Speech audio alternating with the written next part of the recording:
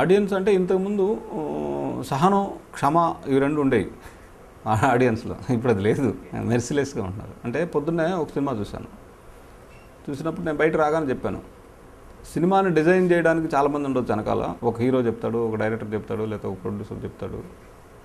Decide చేసేది ఒక్కడే audience. ఇంతకుముందు అంటే వారం, 2 వారాలు, 3 వారాల తర్వాత ఈ సినిమా బాగాలేదు అనే టాక్ వచ్చేది. మార్నింగ్ షో అయిపోయిన వెంటనే అసలు సినిమా 3వ రీల్కే SMS చేసేస్తున్నాడు. ఆడియన్కి మించిన ఇదేం లేదు. కామెడీ మీద ఎక్కువ ఉంది, అంటే మిగతా వాటి మీద గ్రిప్పు ఉన్నా కూడా కామెడీ మీద ఎక్కువ ఫోకస్ చేయడం వల్ల మేబీ నేను మాట్లాడే దాంట్లో కూడా కొంచెం హ్యూమర్ ఎక్కువ ఉంటుంది కాబట్టి.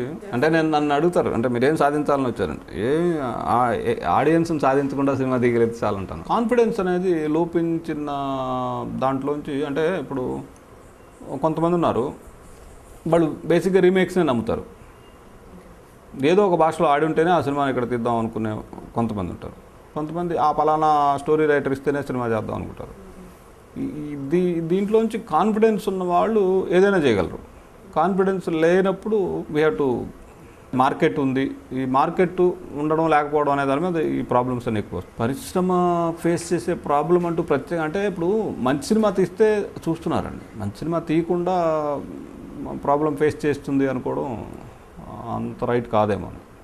ప్రాబ్లం అనేది అన్ని పరిశ్రమల్లోనూ ఉంటాయి, ఇక్కడ కూడా ఉంది.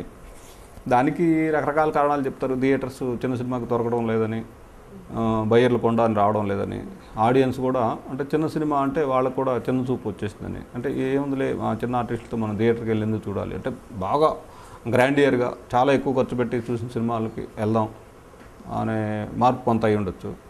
ఈ చిన్న సినిమా అంటే వాళ్ళ కాదు రేపైనా వీడియో దొరుకుతుంది, 20 రూపాయలు పెట్టి వీడియో దొరుకుతుంది అనేది అది ఒకటి ఉంది. అంటే చాలా పెద్ద ప్రాబ్లం అది ఇండస్ట్రీ ఫేస్ చేస్తుంది.